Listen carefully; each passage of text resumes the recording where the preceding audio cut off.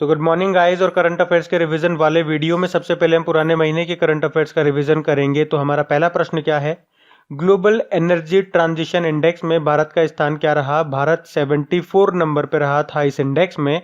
और इस इंडेक्स को जारी किसने किया था, वर्ल्ड इकोनॉमिक फोरम ने, जिसका हेडक्वार्टर आपको मिलेगा कोलोग्नी स्विट्जरलैंड में। और टॉप पे रहा था स्वीडन।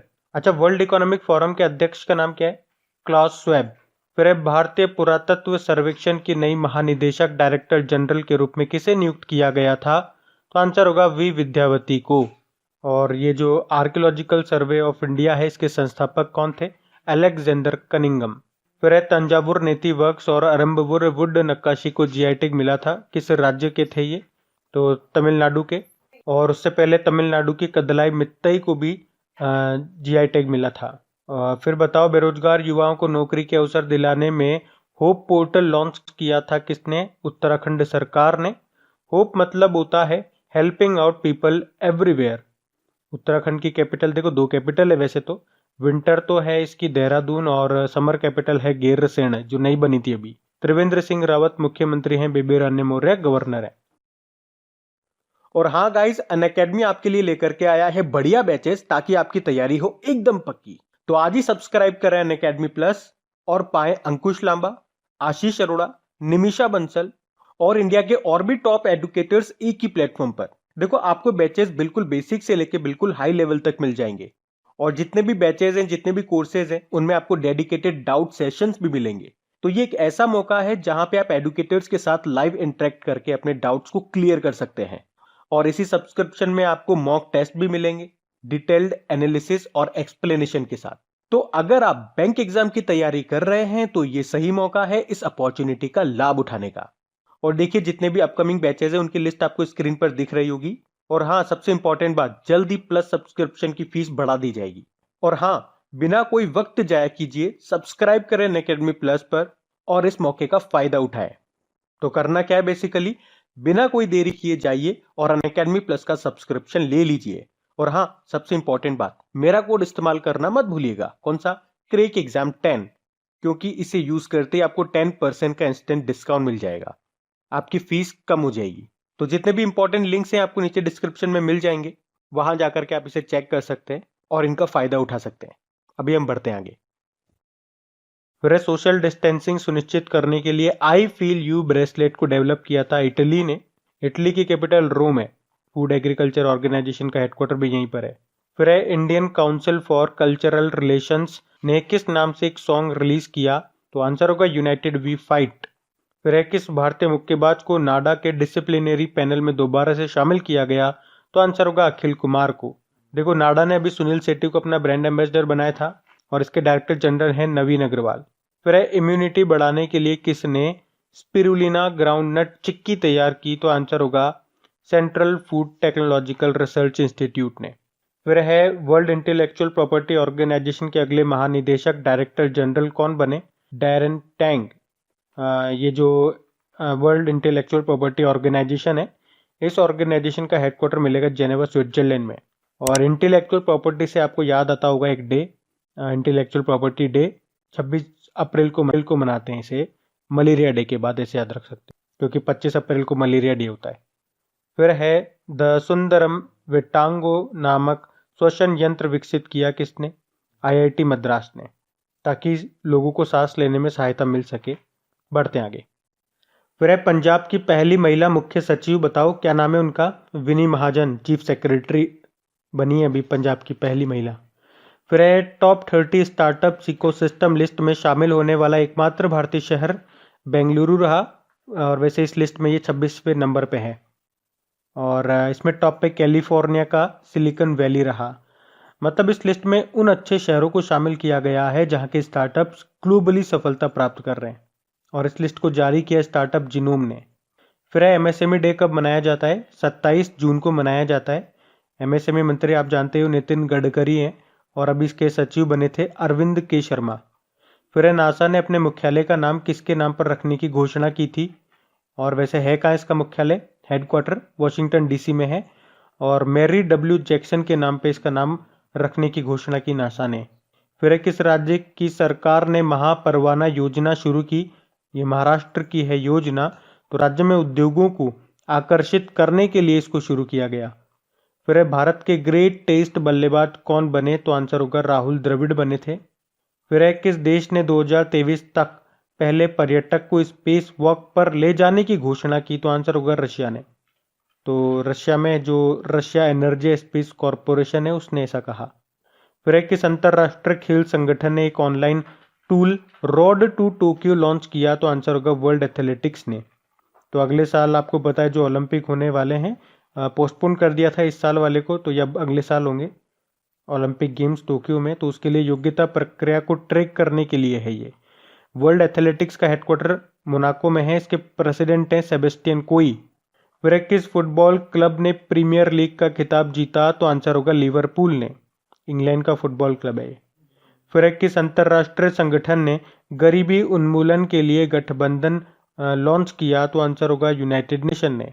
पढ़ते हैं आगे। तो चलिए कल के करंट अफेयर्स को भी रिवाइज करते हैं। पहला प्रश्न आपसे पूछा जा रहा है, किसे भारत में ब्रिटिश उच्चायुक्त हाई कमिश्नर नियुक्त किया गया? तो आंसर होगा अलेक्जेंडर एलिस्कू। और अगर आपसे उल्टा पूछ ले कि ब्रिटेन में भारतीय उच्चायुक्त कौन है? गायत्री कुमार है। फिर किसे doctor APJ Abdul Kalam scientist पुरस्कार 2021 से सम्मानित किया गया? तो आंसर होगा डॉक्टर अमित केसरवानी को। फिर अगला प्रश्न है, प्रधानमंत्री नरेंद्र मोदी जी ने अभी एक प्राकृतिक गैस पाइपलाइन का उद्घाटन किया था जो किन दो शहरों को जोड़ेगी? केरल के कोच्चि और कर्नाटक के मंगलुरु को। और इसको बनाने में जो लागत आई है, इसको तैयार करने में, वो 3000 करोड़ रुपए है। तैयार किया गेल ने, gas authority of India limited. फिर सीसीटीवी सर्विलांस में दुनिया में किसने टॉप किया? तो आंसर होगा चेन्नई ने। पहले चाइना का ताइवान इस केस में टॉप पे था। सीसीटीवी मतलब क्लोज्ड सर्किट टेलीविजन। फिर गर्भपात को वैध करने वाला पहला लैटिन अमेरिकी देश कौन सा बन गया? अर्जेंटीना। कैपिटल इसकी ब्यूनस आयर्स है और करेंसी है अर्जेंटीना पीसो। प्रेसिडेंट है अल्बर्टो फर्नांडीज। फिर देश का पहला प्रवासी सेल किस शहर में खोला गया? तो आंसर होगा सूरत में। और सूरत किस नदी किनारे स्थित है? तापी नदी के किनारे। ताप्ती बोल दो, तापी बोल दो। फिर keep sharp build a better brain at any as नाम की बुक को लिखा किसने?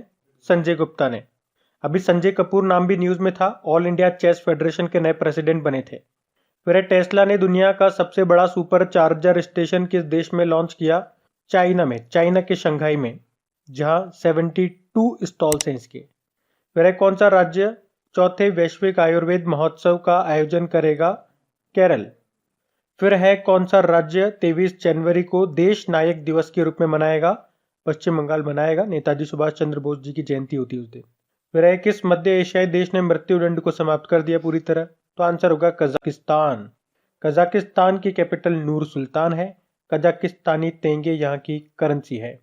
फिर है फरवरी 2021 में खेलो इंडिया विंटर गेम्स का दूसरा संस्करण होगा कहाँ पे? जम्मू कश्मीर के गुलमर्ग में। 11 फरवरी से होगा ये। बढ़ते आगे। अच्छा, तो स्टैटिक क्वेश्चंस देखते हैं जरा।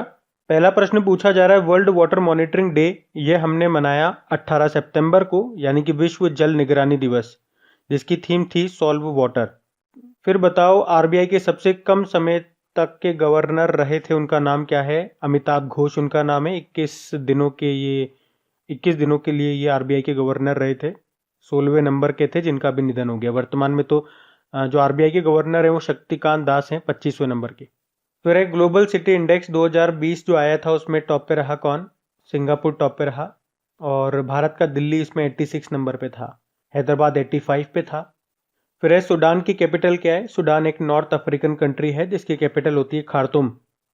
फिर बताओ राजस्थान रॉयल के ब्रांड एम्बेसडर कौन बन गए थे वापस से? शेन वॉन बन गए थे।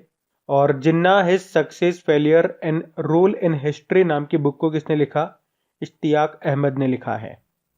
फिर एक ग्लोबल हाउस प्राइस इंडेक्स 2020 में भारत की रैंक क्या रही? भारत 54 नंबर पे रहा था इसमें, और इसमें टॉप पे था टर्की। फिर पेटीएम फर्स्ट गेम्स के ब्रांड एम्बेसडर कौन बने? तो ये बने थे सचिन तेंदुलकर। देखो पेटीएम जो है इसका हेडक्वार्टर आपको नोएडा में मिलेगा। फाउंडर विजय शेखर शर्मा है। फिर है बैडमिंटन वर्ल्ड फेडरेशन का हेडक्वार्टर कहाँ पर है? कुआलालंपुर मलेशिया में है। अब बताओ वर्ल्ड ओजोन डे ये हम कब मनाते हैं? तो 16 सितंबर को मनाते हैं। और थीम क्या रही थी इसकी? इसकी थीम रही थी ozone for life, 35 years of ozone layer protection. बढ़ते आगे। अच्छा, डेज की बात करेंगे तो विश्व वेगन दिवस ये हम मनाते हैं 1 नवंबर को। देखो, ये तो वर्ल्ड वेगन डे हो गया, एक वर्ल्ड वेजिटेरियन डे होता है जो हम 1 अक्टूबर को मनाते हैं, और दोनों के बारे में मैं आपको अंतर समझा चुका हूं कई बार। फिर है विश्व सुनामी जागरूकता दिवस, ये हम 5 नवंबर को मनाते हैं। फिर है राष्ट्रीय कैंसर जागरूकता दिवस, जो कि 7 नवंबर को मनाया जाता है। देखो, कैंसर से रिलेटेड मैंने आपको टोटल 3 डे बता रखे हैं। एक तो ये हो गया राष्ट्रीय कैंसर जागरूकता दिवस 7 नवंबर को, एक वर्ल्ड कैंसर डे होता है जो 4 फरवरी को मनाते हैं, और एक इंटरनेशनल चाइल्डहुड कैंसर डे होता है जो 15 फरवरी को मनाते हैं, तो ये भी याद रखना। बाकी फिर है world radiography day, radiography day ये हम 8 नवंबर को मनाते हैं, और वर्ल्ड साइंस डे ये मनाते हैं 10 नवंबर को। और देखो, साइंस से याद रख सकते हो आप नेशनल साइंस डे जो 28 फरवरी को मनाया जाता है। फिर है नेशनल एजुकेशन डे, ये होता है 11 नवंबर को। अब यहाँ से भी आप याद रख सकते हो इंटरनेशनल एजुकेशन डे कब मनाते हैं, 24 जनवरी को मनाते हैं। फिर है लोक सेवा प्रसारण दिवस यानी कि पब्लिक सर्विस ब्रॉडकास्टिंग डे, जो कि 12 नवंबर को मनाते हैं। और एक और डे होता है वैसे 12 नवंबर को, वर्ल्ड निमोनिया डे। फिर है वर्ल्ड काइंडनेस डे, ये हम 13 नवंबर को मनाते हैं। और वर्ल्ड टीवी डे ये 21 नवंबर को मनाया जाता है। अच्छा, ये तो टीवी डे हो गया, टेलीविजन डे। टीबी डे पूछूंगा तो ट्यूबरक्लोसिस डे, तो वो 24 मार्च को मनाते हैं। फिर है विश्व डाक दिवस, ये होता है 9 अक्टूबर को। और एक राष्ट्रीय डाक कर्मचारी दिवस भी होता है जो 1 जुलाई को मनाते हैं, यानी कि नेशनल पोस्टल वर्कर्स डे। तो गाइज, ये था आज का हमारा करंट अफेयर्स का रिवीजन वाला वीडियो। देखो, वीडियो अच्छा लगा हो तो लाइक ज़रूर करना, दोस्तों के साथ में शेयर करना, प्लीज़ मत भूलना, इसे शेयर कर देना। और अब कुछ क्वेश्चंस आप लोगों से पूछे जाएंगे, क्वेश्चंस आप लोग लगाइएगा और देखिएगा कितने क्वेश्चंस आप लोगों से बन पा रहे, बाकी हम इनको कल करते हैं। ये रहे क्वेश्चन आपके सामने।